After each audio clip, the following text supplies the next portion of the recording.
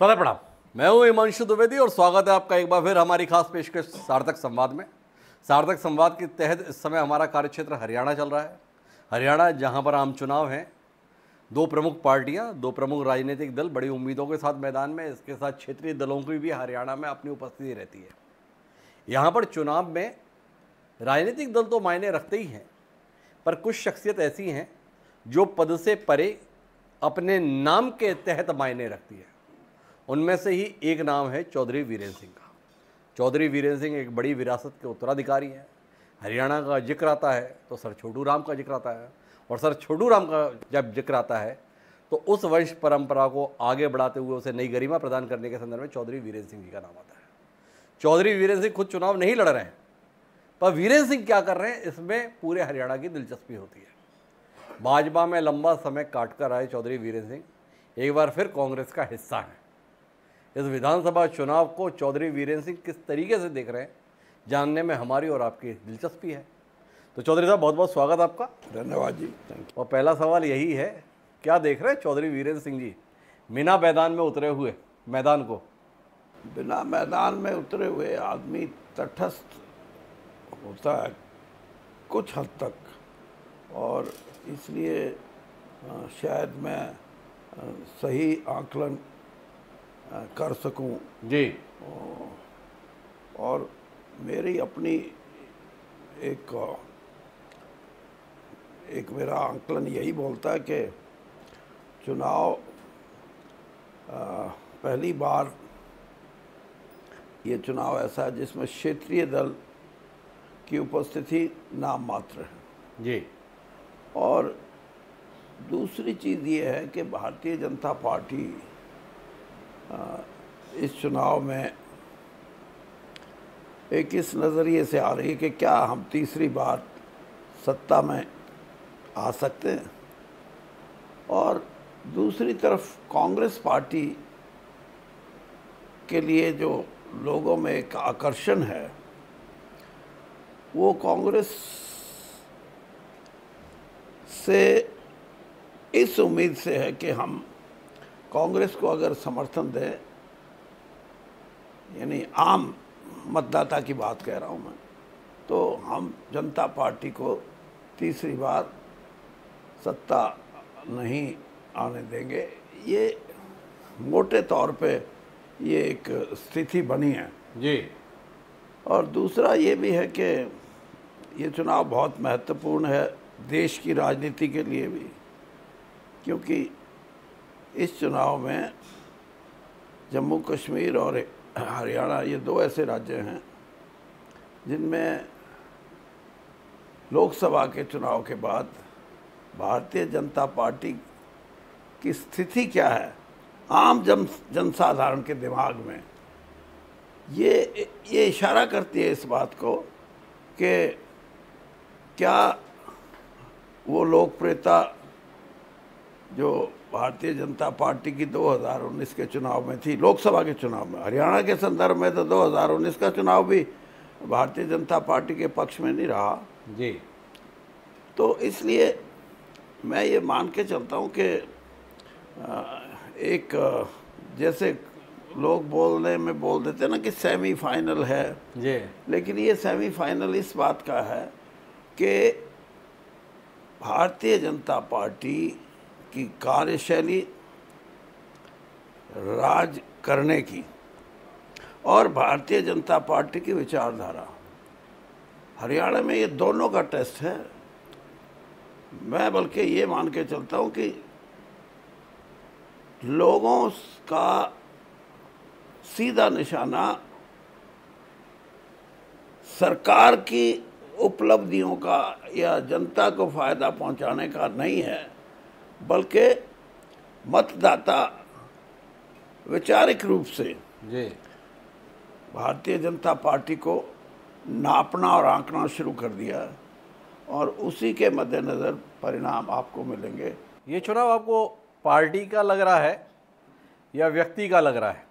फैसला नायब सैनी और भूपेंद्र सिंह हुड्डा के बीच में होना है या भाजपा कांग्रेस के बीच होना है? नहीं, देखिए, मुख्यमंत्री होना या मुख्यमंत्री की कार्यशैली या मुख्यमंत्री ने क्या किया या क्या नहीं किया, जी, ये सवाल इतने सामने नहीं आ रहे लोगों के। सवाल सामने ये आ रहा कि भारतीय जनता पार्टी ने हरियाणा में 10 साल के राज में अपनी जो उसकी विचारधारा थी उसको लोगों तक पहुंचाने के लिए जो काम किया है उसमें लोगों का रिएक्शन क्या है, जी, लोग क्या चाहते हैं। और दूसरा ये कि हरियाणा परंपरागत रूप से एक ऐसा राज्य रहा है जहाँ किसी न किसी रूप में, जिसको हरियाणवी में बोलते हैं 36 बिरादरी, जी, 36 बिरादरी एक साथ मिलके रही और ख़ास तौर पे ग्रामीण क्षेत्रों में। और इसलिए कहीं भी जातीय आधार पे हरियाणा की जनता को बांटने का, वोट लेने के लिए उसका विरोध नज़र आ रहा है।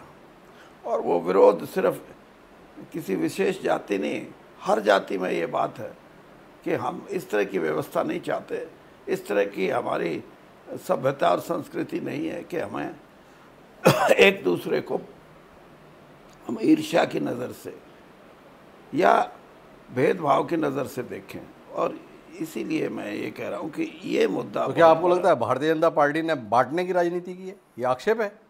चौधरी वीरेंद्र जी आक्षेप का? नहीं है। मैं ये कह रहा हूँ कि मैं साबित कर सकता हूँ जी, कि इस तरह की राजनीति जो उन्होंने की है और जानबूझ के की है, जी, और जानबूझ के इसलिए की है कि थोड़े लोग किसी ना किसी रूप में धर्म का सहारा लेके जी, या और किसी का सहारा लेके सत्तासीन तो हो जाता है, लेकिन सत्ता को प्रजातंत्र में पैसे के बल पे, साधनों के बल पे, अगर उस सत्ता को ये कहे कि ये मेरा अब परंपरागत अधिकार हो गया है, ये एक भावना से जो लोग आगे आए हैं और जिन्होंने जिस किस्म की राजनीति की है, उसी का परिणाम है कि आज जनता का विरोध है हरियाणा के।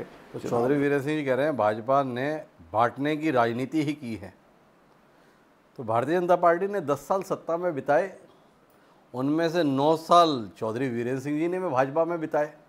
तो ये बांटने की राजनीति में चौधरी वीरेंद्र सिंह जी का कितना योगदान रहा? मैं इसीलिए तो आपको कह रहा हूँ कि अगर मैं 9 साल वहाँ नहीं रहता तो मुझे नहीं, जिस बात पे आप मुझे ये समझा रहे हो कि मैं 9 साल क्यों रहा, मैं आपको ये समझा रहा हूँ कि उस 9 साल में मैंने जानने की कोशिश की जी, कि इनके जहन में, इनके दिल में क्या देश के प्रति, क्या लोगों के प्रति, क्या समाज के प्रति भावना है। और उसी भावना का आप देखिए। और वीरेंद्र सिंह जी को तो हम लोग बहुत ही काबिल, बहुत ही समझदार, बहुत ही विद्वान राजनेता के तौर पर जानते हैं। चौधरी वीरेंद्र सिंह 2014 में भाजपा का हिस्सा बन गए थे और वीरेंद्र सिंह जी को तो भाजपा इतनी भाई कि अपने बेटे को भी इस्तीफे से नौकरी दिलाकर उन्होंने भाजपा की सदस्यता दिलाई। आज चौधरी साहब कह रहे हैं कि भाजपा का मामला ठीक नहीं है। भाजपा का मामला आज मैं नहीं कह रहा, मैं शुरू से कह रहा हूँ जी, आप यकीन रखें इस बात का। जी, जो भी आंदोलन किसान ने किया, मैं किसान के साथ खड़ा था। जी, और तो और भी कितने ऐसे मुद्दे थे जिस पे मैं खुल के बोला था। जाट आरक्षण की बात आई, मैं खुल के बोला उस मुद्दे पे। लड़कियों का, जो हमारी पहलवान बेटियां थी, उनके बारे में जो बातें हुई और जिस तरह उन्होंने एक आंदोलन किया, उसमें मैं संपूर्ण रूप से उनके साथ था। मैं इसलिए कह रहा हूँ आपको कि मैंने बीच में कोशिश की कि भारतीय जनता पार्टी का प्रशासन, उसकी सरकार, उसकी सो कॉल्ड फिलॉसफी ये समझे कि जिस रास्ते पे वो जा रहे हैं ये हमारा रास्ता नहीं है, ये किसी भी प्रजातंत्र का रास्ता नहीं हो पर सकता। चौधरी साहब आपका तो संवाद कोई मनोहर लाल खट्टर जी, रामविलास शर्मा जी, कैप्टन अभिमन्यु जी तक तो था नहीं। चौधरी वीरेंद्र सिंह तो बहुत बड़ी शख्सियत थे जिनकी सीधी बातचीत नरेंद्र मोदी, अमित शाह जी से होती थी। नहीं, अमित शाह जी से या नरेंद्र मोदी जी तो, क्योंकि मैं उनकी काबिना का मंत्री था, जी, तो जो भी ऑफिशियल जो मेरे जिम्मेदारियां थे उनके प्रति तो मैं हमेशा, कभी ज़रूरत पड़ती थी तो प्रधानमंत्री से मिलता था। जी लेकिन मैं उनकी जो डे टू डे वर्किंग है जी उसके नतीजे निकाल सकता हूँ कि वो अग्निवीर क्या है, जी एमएसपी का वायदा करके क्यों नहीं किसान को जब उठाया था आज तक पूरा किया। कितनी ऐसी चीज़ें हैं जिस तरीके से आज एक कोशिश हो रही है कि एजुकेशन सिस्टम में भी ऐसे लोगों को भर दिया जाए जो उनके वैचारिक रूप से उनके साथी हैं। जी इस तरह का देश और इस तरह की सोच भारत के 140 करोड़ लोग कभी बर्दाश्त नहीं कर। अच्छा, एक बात बताइए चौधरी साहब, 2014 में आपने कांग्रेस छोड़ी और 2024 में आप वापस कांग्रेस में आए। 10 साल में कितनी बदल गई कांग्रेस? जो कांग्रेस छोड़ी थी उससे बेहतर हो गई या और बदतर हो गई? कांग्रेस इतनी बड़ी है कि आज 20 साल के बाद, 20 साल पहले एक युग आया जिसमें जो कांग्रेस का सही और पक्का मतदाता था वो कांग्रेस से पीछे हटना शुरू हुआ, ख़ास तौर पर शेड्यूल कास्ट के लोग। और भारतीय जनता पार्टी का जो कार्यशैली थी और जो प्रयास थे, जी चाहे वो देश के संविधान की बात हो, चाहे आरक्षण की बात हो, और चाहे जिस तरीके से देश की अर्थव्यवस्था की बात हो, इन तीनों मुद्दों पे इस समाज ने ये सोच लिया कि ये तुम्हारे हित की बातें नहीं हैं। इसलिए 20 साल के अंतराल के बाद भारतीय जनता पार्टी का तो वो इतना पक्का नहीं मैं मानता, और पार्टियों में भी बंट गया था। जी मायावती जी की पार्टी थी, और लेकिन वो वापस आया है। और इसीलिए मैं आपको कह रहा हूँ कि उसके वापस आने से कांग्रेस मजबूत स्थिति में आई, और यही है कि 400 वाला नारा 240 पे जो अटका, क्योंकि ये 40 जो शब्द है ना ये बहुत खतरनाक है। जी हरियाणा में भी 240 हुए, और वहाँ क्योंकि वो बड़ा रूप है तो इसलिए वो 40 का जो रूप है वहाँ वो भी 40 है अंत में। हाँ, वो इनके 40 याद रहते हैं। आपने 99 के फेर में भी तो कुछ कहिए ना चौधरी साहब। 99 का फेर तो देखो मैं बता दिया आपको, देश विचारों की अभिव्यक्ति, देश प्रजातंत्र, और प्रजातंत्र भी मैं नहीं कहूँगा, लोकतंत्र और प्रजातंत्र दोनों को जब देखता है तो उसका मन यही करता है कि हम इस पे किसी किस्म का हस्तक्षेप या हमला नहीं बर्दाश्त करेंगे। और यही बात थी, जैसे मैंने आपको बताया कि परिस्थिति क्यों बदली। एक पार्टी जो ये बोलती थी कि उत्तर प्रदेश 80 की 80 सीटें जीतेंगे जी और वो 34 पे आके खड़ी हुई। कारण आप कारण जानिए, और कारण मैं इसलिए बता रहा हूँ आपको कि 2022 में वही राज्य है जहाँ भाजपा की बड़ी जीत हुई, और उस बड़ी जीत का परिणाम ये हुआ कि जो उनकी रणनीति थी उनको उन्होंने सही मान लिया, और सही मान के उन्होंने जो अगले प्रयास किए,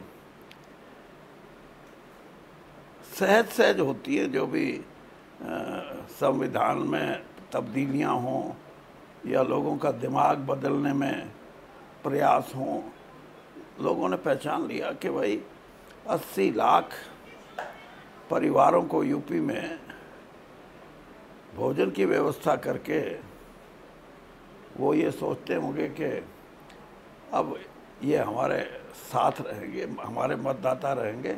जो ही उनकी नज़र इस बात पे पड़ी कि खाने के बदले हम अपना आरक्षण नहीं ख़त्म होने देंगे, हम संविधान को समझते हैं, उससे छेड़छाड़ करना कोई बर्दाश्त नहीं करेगा, इसीलिए ये परिणाम उल्टे हुए। और इसीलिए मैं कह रहा हूँ कि कांग्रेस को मजबूती मिली। और अभी तो पूरे देश में भाजपा माहौल बना रही है। प्रधानमंत्री जी खुद मुहिम चलाए हुए हैं, कांग्रेस आरक्षण खत्म करना चाहती है। देखो सच्चाई जुबान पर आ गई है। देखिए वो तो प्रधानमंत्री प्रधानमंत्री ने तो जिस तरह का व्यवहार किया अपने भाषणों के द्वारा इन चुनाव में, वो भी प्रधानमंत्री स्तर की बातें नहीं थी। और ये भी कोई क्योंकि खतरा उससे है जो सत्ता में है। कौन ये कहेगा कि विपक्ष जो है वो संविधान बदलेगा जी। वो तो जो सत्ता में होगा उस पे आक्षेप है, उस पे लोगों का ख्याल है कि ये कर सकते हैं। लेकिन विपक्ष की ताकत देखिए जी कि जिस प्रधानमंत्री को कोई रोक नहीं सकता था, 2.5 घंटे तक उनका भाषण हुआ, पहला भाषण जी।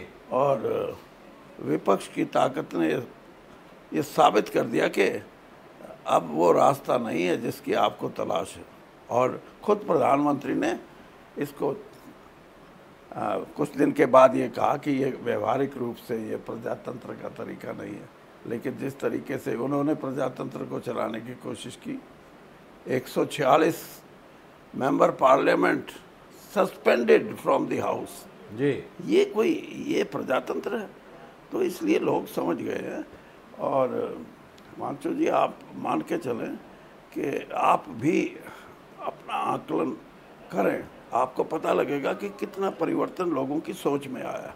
परिवर्तन जो है तो वापस हरियाणा में रुख करते हैं। चौधरी वीरेंद्र सिंह के बड़े मधुर रिश्ते रहे भूपेंद्र सिंह हुड्डा जी से। 2014 के भूपेंद्र सिंह हुड्डा और 2024 के भूपेंद्र सिंह हुड्डा, क्या दिख रहा है? ठीक है, 2014 तक वो सत्ता में रहे और उन्होंने भी यही कहा कि नंबर 1 हरियाणा जी। और जैसे इन्होंने कहा कि 75 पार, दोनों 40 पे टिके। लेकिन एक बात आपको माननी पड़ेगी जी कि 10 साल का जो ये संघर्ष का समय था कांग्रेस का, इसमें भूपेंद्र सिंह हुड्डा ने अपनी जो उनकी हैसियत थी उसके मुताबिक एक सकारात्मक तरीके से हरियाणा में कांग्रेस को किसी न किसी रूप में मजबूत करने की कोशिश की। जी। तो इस बार क्या देख रहे हैं? हुड्डा कांग्रेस के प्रति लोगों का रुझान है या कांग्रेस आई के प्रति लोगों का रुझान है? लोग बाबू बेटे की सरकार के संदर्भ में बात करते हैं। चौधरी वीरेंद्र सिंह जी के कानों तक ये आवाज़ आती है? आप सुनो, आज लोगों का रुझान ये है कि बीजेपी को पीटना है, उनको हराना है। जी। कौन हराएगा? कांग्रेस हराएगी। पिछली बार भी लोगों का मन था जी। लेकिन वो फैसला नहीं कर सके थे कि जजपा से पिटाई करवाएंगे या कांग्रेस से। और कांग्रेस को भी ये नहीं लगता था कि हम पीट सकते हैं या नहीं। आज कांग्रेस को भी ये लगता कि युग ऐसा आ गया कि बुरी तरह पीटने की तैयारी। वो तो चौधरी साहब, जब 6 महीने पहले अस्तित्व में आई जजपा ने 10 सीटें जीत कर दिखा दी, तो अब तो 4.5 साल सत्ता में भी रह लिए, अनुभव भी आ गया, लोग बोलते हैं संसाधन भी बहुत आ गए। तो जजपा को लेके क्या उम्मीद है आपकी?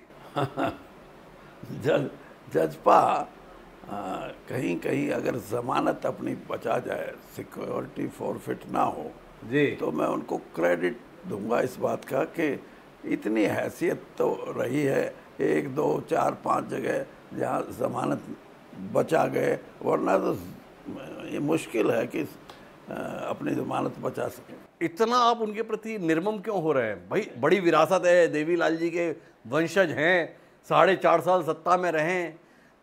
उन्होंने, बताते हैं दुष्यंत चौटाला, उन्होंने तो सरकार को लात इसलिए मार दी कि बुढ़ापा पेंशन 5100 करने के लिए सरकार तैयार हुई। ऐसी जनता के लिए लड़ाई लड़ने वाले युवा तुर्क दुष्यंत और दिग्विजय चौटाला, और आप कह रहे हैं जमानत तक नहीं बचेगी पार्टी की। आप देख लेना। और मैं इसलिए नहीं कह रहा कि मेरे को कोई सिर्फ दुष्यंत से कोई मेरा कोई अच्छा संबंध नहीं है, ऐसे नहीं है। ये लोग बोल रहे हैं। मैं कल एक कार्यक्रम में गया, उस गांव में 6000 वोट हैं जी। तो मैंने कहा भाई यहाँ क्या रहेगा, कांग्रेस का, बीजेपी का? तो उन्होंने अपने तरीके से बताया। मैंने कहा जेजेपी का।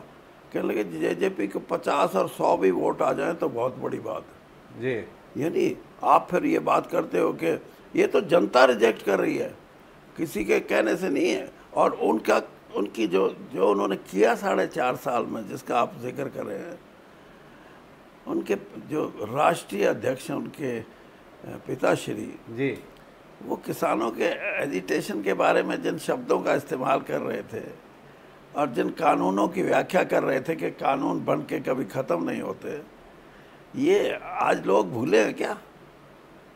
और मैं इसलिए आपको कह रहा हूँ कि सत्ता की लड़ाई उन्होंने लड़ी और 10 एमएलए भी बना लिए, लेकिन वो 10 के 10 विपक्ष में खड़े होकर अपनी भूमिका अदा करते तो आज बहुत ही, मैं ये कह सकता हूँ कि विशेषकर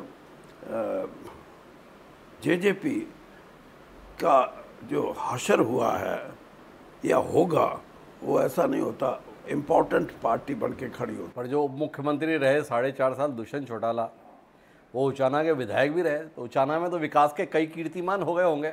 आपके लिए कितनी मुश्किल हो गई उचाना? मेरे लिए यही तो मैं कह रहा हूँ कि उन महाशय ने कुछ किया ही नहीं। अगर वो करते, आज आपको मैं गांव देता हूँ जो हमारे इलाके के सबसे बड़े गांव हैं जी, वहाँ देखिए, मेरा भी जिक्र नहीं करते लोग, कहते हैं प्रेमलता ने किया हमारे लिए काम। दुष्यंत उस गांव में कल गए थे वो जी, और कुछ सोशल मीडिया पे वीडियो भी वायरल हुए। गांव के लोगों ने उनको गांव में रुकने नहीं दिया, यानी उसकी गाड़ी को, उसके वर्कर को, और वर्करों में भी ये था कि इतना बड़ा, यानी हमारा कम से कम कुछ तो बताइए चौधरी साहब, इज्जत रखते हैं हमारी। आप तो मानसिक रूप से भी फिट हैं, शारीरिक रूप से भी फिट हैं, फिर हथियार क्यों रख दिए चौधरी वीरेंद्र सिंह ने? आप अपने बाकी साथी लोगों को देखें, किरण चौधरी राज्यसभा में हैं, बेटी को विधानसभा लड़वा रही हैं। जयप्रकाश जी सांसद हो गए, बेटे को मैदान में उतारे हुए हैं। रणदीप सुरजेवाला सांसद बन के राज्यसभा में है, बेटा विधानसभा लड़ रहा है। भूपेंद्र हुड्डा जी के बेटे दीपेंद्र लोकसभा में है, भूपेंद्र जी जो है मैदान में है। ये चौधरी वीरेंद्र सिंह जी को क्या हुआ जो हथियार तहखाने में रख दिए? नहीं, हथियार नहीं रखे। मेरा सीधा निर्णय ये था कि मैं चुनावी राजनीति में आगे नहीं आऊँगा, और वैसे एक राजनीतिक के तौर पे मैं पहले से भी ज़्यादा सक्रिय रहूँगा और मैं रहूँगा। और मैं ये चाहता हूँ कि कुछ ऐसी मान्यताएं हैं हरियाणा की राजनीति में जिनको हमारे को ऊपर उठाना है। यानी सिर्फ पार्टी के दायरे में बंद होकर कुछ लोग छोटी बातें करते हैं। मैं कहता हूँ बड़ी बात करने का युग आया है, और इसीलिए युवा पीढ़ी, आपने जिन बेटों का जिक्र किया, बिना बाप के दूसरे जो प्रसिद्ध बाप नहीं थे जिनके, उनके बेटे भी चुनाव में आए और कांग्रेस ने उनको भी आगे बढ़ाया, महिलाओं को बहुत आगे बढ़ाया। तो इसलिए एक नया युग शुरू हो, और अगर वो मेरी सलाह मांगेंगे तो मैं दूंगा। और सिर्फ कांग्रेस को नहीं, सत्ता पक्ष में विपक्ष की भी एक अहम भूमिका होती है। उनको भी ये एहसास होना चाहिए कि how we are to behave as a opposition leader, as a opposition legislator. ये चीज़ें ज़रूरी हैं, ना तो है ही नहीं यहाँ। खट्टर जी की जगह पे नायब सैनी 6 महीने पहले मुख्यमंत्री बना दिए गए, इससे भाजपा की लड़ाई मुश्किल हुई या सरल हो गई? ये शायद सवाल आपने पहले भी पूछा था मेरे से। जी, चुनाव चल रहा है, ये सवाल तो आखिरी दम तक बना रहेगा। नहीं, मैं सिर्फ इसलिए कह रहा हूँ कि हाँ, 1-2 साल पहले उनको बदल के इनको बनाते या किसी को बनाते तो उसके रिज़ल्ट आ सकते थे, लेकिन आप 4-6 महीने पहले मुख्यमंत्री बदलते हो, मंत्रियों को बदलते हो, मंत्रियों के विभागों को बदलते हो, उसका कोई महत्व नहीं, कोई असर नहीं होता। मतदाता अपना मन 6 महीने पहले तो पक्के तौर पे बना लेता कि मेरे को तो अब के ये करना है। ये अलग बात है कि किसके लिए, लेकिन ये ज़रूर उसका मत होता है कि मैं इस विचारधारा या इस तरह की पार्टी या उस तरह का जो पार्टी की सरकार ने काम किए हैं उससे मैं सहमति नहीं रखता। तो वो उन चीज़ों को ठीक भी कर दो, जैसे कोशिश की है जी। नए मुख्यमंत्री ने, उसका कोई प्रभाव नहीं। सही बात है। केजरीवाल जी बाहर आ गए जेल से, वो मुख्यमंत्री पद से भी बाहर आ रहे हैं। आम आदमी पार्टी की मौजूदगी को लेकर कोई दृष्टि? ठीक है, देखो अभी जैसे आपने पूछ लिया मेरे से कि मनोहर लाल जी के बदलने से और सैनी जी के मुख्यमंत्री बनने से क्या, तो ये राजनीति में कुछ लोगों की है कि अब मैं बाहर जेल से आया हूँ, चुनाव दोबारा लड़ूंगा ताकि लोगों में और लोगों के द्वारा ये विश्वास पैदा हो कि जाती हुई है और इसलिए हम फिर समर्थन दे रहे हैं। बाकी वही फिर बात आके रुकती है कि ये चीज़ें पॉलिटिकल सिस्टम में अपने को कहीं ना कहीं पार्टी या लीडर ये सोचता है कि these are the methods to get revival in political system. तो उस रिवाइवल में बीजेपी भी फंसी हुई है। पर सवाल तो इस बात का है ना कि हरियाणा का बेटा दिल्ली का मुख्यमंत्री केजरीवाल हरियाणा के चुनाव में क्या असर डालेगा, और जो असर डालेगा वो भाजपा के लिए डालेगा या कांग्रेस के लिए डालेगा? उनका कोई असर नहीं होगा, वोट ही नहीं है जी, वोट नहीं है। तो जिसके वोट नहीं है उसके साथ में एक हफ्ता क्यों लगाई कांग्रेस बात करने में, नहीं, सीट के बंटवारे नहीं, में? नहीं नहीं आप समझे, हमने सिर्फ उनकी बात नहीं, जी, हमारा प्रयास जो लीडरशिप का ख्याल था, मैं समझता हूँ, बाकी उन्होंने क्या सोचा होगा, उनका ख्याल था कि हरियाणा में भी इंडिया अलायंस जो है उसका कुछ ना कुछ नज़र आना चाहिए, क्योंकि इसकी बड़ी कामयाबी हुई है। कोई माने ना माने, जी, इंडिया अलायंस जो है उसने अपनी ताकत का एहसास पहले तो वोटर को कराया और फिर बीजेपी को भी इस बात की समझ आ गई। तो वो एक प्रयास था, उसमें कम्युनिस्ट पार्टी भी, उसमें एनसीपी भी, उसमें समाजवादी पार्टी और आप पार्टी, सबसे बात हुई और हम चाहते भी थे कि 90 हमारी सीटें हैं। कांग्रेस सक्षम थी लड़ने के लिए, लेकिन ये ज़रूर सोचा है कि भाई इनको 5-6 सीटें अगर हम देके इस तरह का एक मतदाता के सामने तस्वीर रखें कि विपक्ष की वोट इकट्ठी हैं, इकट्ठी रहेंगी और हम उनको हिस्सेदारी भी दे रहे हैं चुनाव लड़ने में, ये थी कोशिश, इसमें कोई दो राय नहीं। बड़ी संख्या में निर्दलीय उतरे हुए हैं कांग्रेसी। हाँ, और आज का तो क्या परिणाम आएंगे वो तो आपकी चैनल या आप मीडिया बताएगा, लेकिन मैं वहीं से शुरू कर रहा हूँ कि जो भूमिका क्षेत्रीय दल करते थे अब हो सकता है कि निर्दलीयों के जिम्मे आ गई एक पार्टी, निर्दलीय एक पार्टी का रूप ले लिया, क्योंकि टिकट के ख्वाहिशमंद बहुत थे जी, बीजेपी में भी थे, कांग्रेस में भी थे, और ख्वाहिशमंद इसलिए भी थे, जैसे मैंने कहा कि युवा पीढ़ी कुछ नए तरीके से हरियाणा में अपनी सोच रखती है। तो और फिर एक एजिटेशन का युग चला, 3-4 साल, 5 साल, बल्कि 7-8 साल, उसमें भी कुछ यानी रास्ते होते हैं ना कि राजनीति में प्रवेश कैसे करें। तो जो उनका बायोडाटा प्रोफाइल था उसमें लिखने के लिए कुछ पॉइंट हुए, लेकिन टिकट उनको नहीं मिला, और टिकट नहीं मिला तो दूसरी पार्टियां उन्होंने देखी कोई है नहीं स्ट्रेंथ, तो चलो निर्दलीय लड़के देखो। पर निर्दलीय में बड़ी मौजूदगी कांग्रेस की संभावनाओं पर कितना प्रतिकूल प्रभाव डाल रही है? कांग्रेस बहुमत के पास दिख रही है आपको या बहुमत के पार दिख रही है?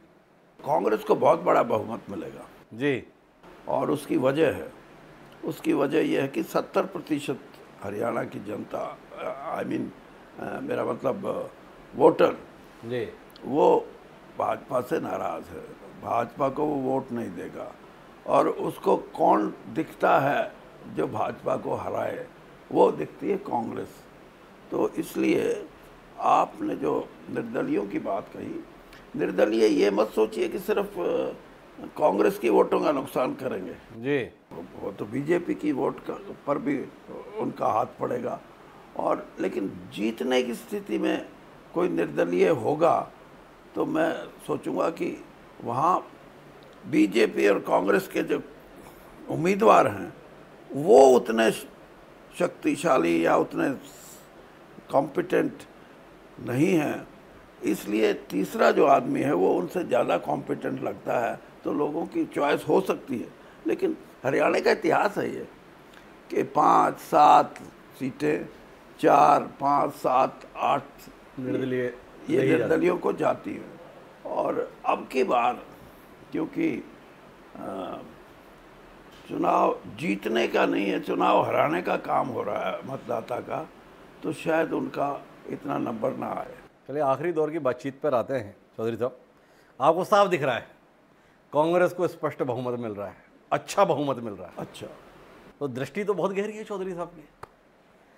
कांग्रेस में मुख्यमंत्री कौन बन रहा है? जिसको हाईकमांड बनाएगा। इसमें असमंजस के शिकार हैं चौधरी साहब? चौधरी साहब को दिखाई नहीं दे रहा हाईकमान क्या चाहता है, हाईकमान क्या करता है? किसकी संभावना सबसे बेहतर देख रहे हैं चौधरी साहब? नहीं, मेरे को पता है, इसीलिए तो बता रहा हूँ जी कि कांग्रेस की प्रथा है ये। और फिर भी ये यही सवाल है कि कांग्रेस विपक्ष में थी, इसलिए कोई मुख्यमंत्री का चेहरा आगे करके नहीं लड़ रही। बहुत से ऐसे ख्वाहिशमंद हैं जो चेहरा अपना समझते हैं और उस हिसाब से उनको। नहीं, ये तो हमको भी दिखाई देता है, ये भी इच्छा रखते हैं, ये भी इच्छा रखते हैं, और वो बोल भी रहे हैं, शैलजा जी बोल रहे हैं, रणदीप जी भी बोल रहे हैं। पर जानना अलग बात और चौधरी वीरेंद्र सिंह की गहरी दृष्टि अलग बात। चौधरी वीरेंद्र सिंह किसको देख पा रहे हैं? मौका इसका लगने वाला है या चौधरी वीरेंद्र सिंह अभी जेब में रखना चाहते हैं? समय आने पे बताऊंगा। मैंने बता दिया आपको कि मेरे को पता है कि मुख्यमंत्री का चयन निर्णय कैसे होता है। एक प्रथा है, एमएलए से भी पूछा जाता है और फिर ऑब्जर्वर एमएलए की पूछ को ऊपर जो शीर्ष नेतृत्व है उसको रिपोर्ट करते हैं और रिपोर्ट के साथ साथ वो ये भी बताते हैं कि ये स्थिति है और फिर हाईकमांड, अंतिम निर्णय हाईकमांड का होता है और वो क्या निर्णय लेंगे एमएलए की जो रिपोर्ट के मुताबिक, वो अभी मैं तो कुछ नहीं बोल सकता, मुझे तो इस बात का इल्म नहीं। निर्णय तो कई बार बावरिया जी ने भी कहा है कि भाई एमपी चुनाव नहीं लड़ेंगे, फिर ये भी कहा कि चुनाव लड़ेंगे तो अध्यक्ष की मंजूरी से लड़ेंगे, और फिर उन्होंने कहा कि ज़रूरी नहीं है कि एमपी को ही बना दिया जाए या एमएलए को, इन दोनों में भी कोई ना हो तो उसको भी बनाया जा सकता है। तो क्या मैं चौधरी साहब के संदर्भ में कोई उम्मीद रखूं? कोई कह दिया है बावरिया जी ने, कोई जरूरी नहीं कि विधायक को बनाए, सांसद को बनाए, हो सकता है दोनों से अलग बनाए। हाँ, हो सकता तो उस क्राइटेरिया में तो चौधरी वीरेंद्र सिंह बिल्कुल फिट होते हैं। नहीं, मैंने बता दिया आपको कि क्राइटेरिया तो मेरा कई बार बना भी है और बहुत नज़दीकी भी आई है। अब राजीव जी अगर ज़िंदा रहते तो 1991 में मैं 44 साल का लड़का मुख्यमंत्री बनता। अब 78 में क्या बनेंगे? तो अब 78 में क्या बनेंगे, ये चौधरी साहब का कहना है। पर आखिरी सवाल रह गया, ब्रजेंद्र सिंह 5 साल सांसद के तौर पर बिता लिए। इस बार आपकी इच्छा के तहत कांग्रेस पार्टी ने उन्हें उचाना से विधानसभा प्रत्याशी बनाया है। क्या देख पाए आप ब्रजेंद्र सिंह को, जिस इच्छा के साथ आप उन्हें सरकारी नौकरी से इस्तीफा दिलाकर राजनीति में दाखिल कराए थे? कुछ लग रहा है उनका मिजाज राजनीति के अनुसार, या पिता की इच्छा की खातिर एक प्रतिभाशाली बेटा जूझ रहा है? प्रतिभाशाली बेटे की खुद की इच्छा थी। मैं ये बताऊं जी, अपने दोस्तों के माध्यम से मुझे कहलवाता था जी कि अंकल ब्रजेंद्र को कब राजनीति में लेके आओगे। तो ये मैं आपसे शेयर कर रहा हूँ, ऐसी बात नहीं है कि मैंने कोई, लेकिन मैं इतना ज़रूर समझता हूँ कि बृजेंद्र सिंह एक जो कॉम्पिटेंट पॉलिटिकल मैन और and who gets the opportunity to be in parliament और इन असेंबली, उसका एडवांटेज बहुत होते हैं कई चीज़ों के। अब मैं तो 10-11 साल हरियाणा में मंत्री रहा, 5 साल में केंद्र में मंत्री रहा। ये नहीं, आप हैरान होगी कि कोई लेजिस्लेशन, कोई अमेंडमेंट किसी भी कानून में, उसकी टोटल ड्राफ्टिंग ब्यूरोक्रेट लोग करते हैं और मिनिस्टर्स पार्टिसिपेशन मेरे को नहीं लगता कि कितना। मैं इसलिए आपको बता रहा हूँ कि छोटू राम जी ने जो आज, वो तो कभी चीफ मिनिस्टर भी नहीं बने जी, लेकिन लोग उनको क्यों याद करते हैं? Because of his legislative achievements. और खुद ड्राफ्ट करते थे एक एक शब्द। He never thought of giving chance to any bureaucrat कि भाई आप बना दो। तो इसलिए अभी जैसे किसान आंदोलन था, आपने देखा उसमें एक खास बात थी कि मंडी को बाहर से माल बेचा जाए, मंडी की कोई ज़रूरत नहीं। ये लेजिस्लेशन छोटू राम जी के समय में था और आज भी इतना ही रेलेवेंट है वो कि किसान ये मानता है कि तेरे इंटरेस्ट, तेरे जो हक हैं वो प्रोटेक्टेड हैं। तो इसलिए बृजेंद्र सिंह जैसे और भी लोग आने चाहिए पॉलिटिकल सिस्टम में, और वो अपनी क्षमता के मुताबिक जो भी लेजिस्लेटिव काम है वो लेजिस्लेचर ही करे, ना कि ब्यूरोक्रेट करे। और इसी से सिचुएशन जिसको कहते हैं कि प्रो वोटर या प्रो पीपल बनती है, वरना तो ब्यूरोक्रेसी का तो अपना एक स्टाइल है, उससे इधर उधर नहीं होते वो, इससे इधर उधर नहीं होते। तो कुल मिला के हमने काफ़ी विस्तार से बात की। चौधरी बृजेंद्र सिंह का राजनीतिक अनुभव हरियाणा में बदलाव की बयार दिख रहा है। उन्हें लग रहा है कि लोग भाजपा को हराने का मन बना चुके हैं और भाजपा को हरा कांग्रेस ही सकती है, इसलिए कांग्रेस को लाने का मन बना चुके हैं। बृजेंद्र सिंह इत्तेफाक रखते हैं कि पिछले 10 साल में भूपेंद्र सिंह हुड्डा ने कांग्रेस को मजबूत बनाने के लिए ईमानदारी से काम किया है। उचाना के संदर्भ में चौधरी वीरेंद्र सिंह जी का मानना है कि दुष्यंत चौटाला की जमानत बचाने के लाले हैं और जेजेपी को भी प्रदेश में जमानत बचाने के संदर्भ में ही संघर्ष करना है, जीतने की तो बात जाने दीजिए। जहाँ तक रही उनके बेटे की बात, चौधरी वीरेंद्र सिंह को संतोष है कि बृजेंद्र सिंह ठीक रास्ते पर है और उन जैसे अन्य युवाओं को भी राजनीति के माध्यम से प्रदेश और देश के विकास में भूमिका निभानी चाहिए। तो चौधरी साहब, सारे मुद्दों पर खुलकर बात की। आपका आकलन है, आपके आकलन को हम 8 अक्टूबर को परखेंगे। देखिए, बहुत बहुत शुभकामनाएं इस विधानसभा चुनाव के लिए। और आज के इस कार्यक्रम में इतना ही। मुझे दीजिए सादर प्रणाम।